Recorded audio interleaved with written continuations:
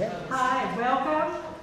Welcome to Autistry. Welcome to the new Autistry Studios. Many of you know we recently moved in and we're still unpacking. I want to thank you really for coming out today. This is a very special event for us. As you know, Steve Silberman is here to talk about the research he has done over the last 5 years that culminated in this amazing book, NeuroTribes. It is really awesome. I'm sure that you've all read it or are in the midst of reading it. And I'm hoping that you have many questions for him.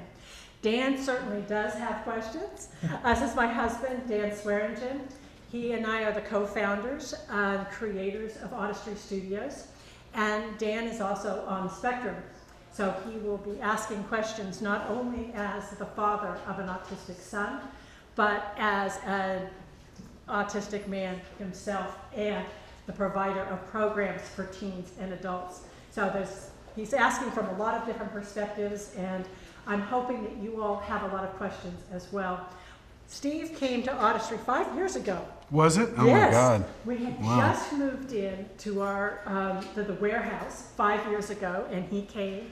And we have been corresponding over these last 5 years, and so I'm really excited that he's back. I don't know if it means that every time we move, he comes to visit.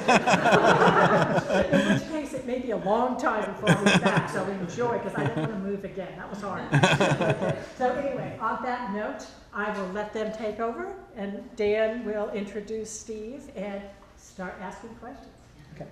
So, Steve, one of the things I wanted to start with is, I came up with all these questions about the book, and I realized, of course, you didn't just appear in the universe and start writing the book. You were probably doing something before that. Can you talk to us a little bit about the kinds of things you were doing before you kind of steered towards writing the book? Sure. For about 15 years, I was a senior science writer for Wired magazine. So I was covering a very, very broad range of subjects, from antibiotic-resistant infections in Iraq to the placebo effect, which is mysteriously increasing in clinical trials, particularly in the US. And so I was sort of a general purpose science writer. And so what that meant is that basically every story that I did, I would have to get up to speed very quickly on the topic. And luckily, I was doing in-depth feature writing, so I didn't have to write like superficial news stories full of crap.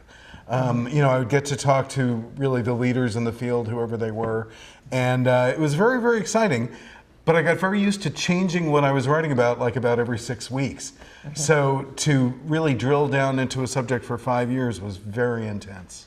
So what was it about autism that made you feel like doing a big push of work on that? Well, here's the deal. Some of you, if you've heard my interviews before, have heard this story. But this was my doorway into autism, because it was very unusual. In the year 2000, I was on a boat in Alaska with about 100 computer programmers. And it was a so-called geek cruise. And so it was great. You know, there were a lot of interesting geeky people on the boat, and plus we went up towards the Arctic Circle, and I saw the sun like dip towards the horizon and never set. It was cool.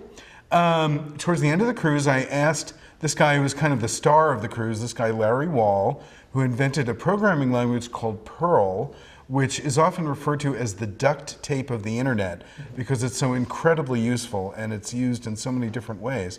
I asked him if I could interview him at home in Silicon Valley, and he said, yeah, sure. I should tell you, we have an autistic daughter.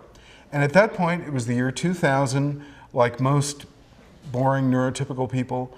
The only thing I knew about autism was from what I had learned from Rain Man, basically. I thought that it was a very, very rare condition. I thought that the chances of me ever meeting an autistic person in real life were very slim. I didn't know anything.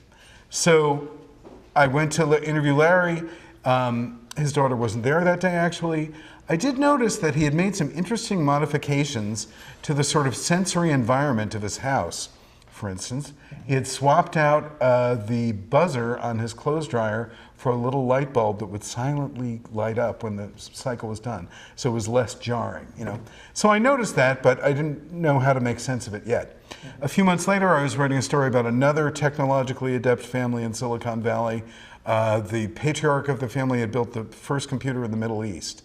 And I asked the sister-in-law of the woman I was profiling if I could come interview her at home, and she said, yeah, sure. By the way, we have an autistic daughter. And I thought, God, what a funny coincidence. I thought it was a very rare condition, you know? So the next day I was at a cafe in San Francisco, the Rivery Cafe in Coal Valley, and I was telling a friend that exact story that I just told you. And a woman at the next table suddenly blurted out, oh my God, do you realize what's going on? And I said, what's going on? And she said, I'm a special education teacher in Silicon Valley. There's an epidemic of autism in Silicon Valley. Something terrible is happening to our children. So that was heavy, you know, and because I'm a science, you know, I mean, it was kind of like, you know, wow. So because I'm a science writer, my immediate impulse was to find out if it was really true, you know. So I ended up writing a story in 2001 for Wired called The Geek Syndrome, which was about autism in Silicon Valley. And I ended up, you know, I was writing about why the numbers were rising so much. I introduced a theory that has now sort of almost become a cliche called assortative mating, where people who carry some of the genes for autism, which may even convey some advantages in science and technical fields, if they come together and have a kid, perhaps the kid has a higher chance of being autistic. It's a theory advanced by Simon Baron-Cohen and Dan Geschwind, a UCLA geneticist who told it to me. So that was that. What I noticed was that over the years, like for the next 10 years, I kept getting email about that story. Most magazine stories are forgotten overnight, practically. These emails were amazing, moving, touching. They were from autistic people, they were from the relatives of autistic people, they were from parents. They were mostly all about what the challenges that they were dealing with in their daily lives, which usually had to do with the lack of availability of services, the lack of availability of transition programs, what happens when the kids age out. These were very intense, day-to-day, real-world problems. There were a lot of autistic people who had been told they were very bright when they were young, but now somehow they could never find a job because they could never pass an interview. You know, so there was really intense problems. Meanwhile, the whole world was having a completely different conversation about autism. They were discussing whether or not vaccines cause autism. Every single comment thread on the internet, even if the primary article had not mentioned vaccines, would be dominated by people yelling at each other about vaccines. And I started to think, there's something wrong here. Like, there's certainly a failure of communication about why the number of diagnoses were going up. Nobody seems to know. Like, story after story I read, it's a puzzle, it's a mystery. Like, really? We've been studying this for 70 years. Yeah. Like, why don't we know what's going on, you know? So I started to feel like people had been telling me, when I wrote Geek Syndrome, people told me, you should write a book. But I felt like I wasn't ready. I just didn't feel like it was the right time. But about 5 years ago, I thought, I actually didn't think it was the right time either, but I thought it was maybe almost the right time. And so I wrote a book proposal, and the year and a half that my publisher thought it would take me to write the book turned into 5, and wow. So here I am. That at one point it was around 800 pages. Yes, that's true. Yes, well, here's what happened. The original contract that I signed was for a 200-page book, and it was supposed to take a year and a half. And a year and a half in, I was halfway through the first chapter, maybe, or something. And so I had to keep asking for extensions, asking, feeling, by the way, more and more like I was really going down a rabbit hole. My husband was supporting us both. He's a school teacher. We do not have very much money. The 25% of my advance that I got up front ran out in a year. We were broke. I live near Amoeba Music, which is wonderful, but they got a few too many of my jazz and Grateful Dead collector's items. Literally, because I'd go there, sell stuff, and then go to the store to buy food for us. And so it started to be, and plus my husband was like, after about 4 years, it was like, we're actually we've depleted everything. We can't keep doing this, you know.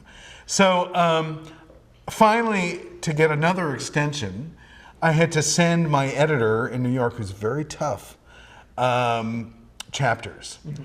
And luckily she loved them so much that she said that she was lifting the word limit totally.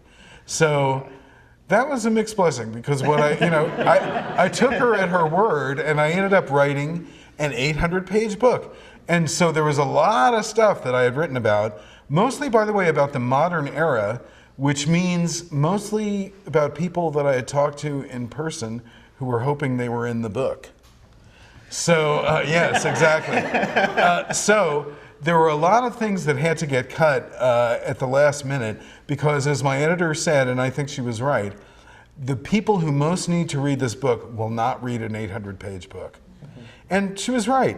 And the truth of the matter is, like, one of the consistent complaints about the book, although thank God there haven't been very many, is that it's so long, and it is long, and I tried to make it incredibly exciting, a page turner, etc., but it's not exactly a beach book, although somebody made me very happy sending me a picture of them reading it on the beach, but it's a heavy book. It's like I cried while I was writing it. I assume that people will cry while they're reading it at various points. Hopefully it's uplifting, but it's long, so I don't really miss, like, even the Times reviewer said something like, I kept wishing that some pages would disappear overnight, while sitting on her nightstand or whatever. But she liked it, like, people like, it's been good. Yeah.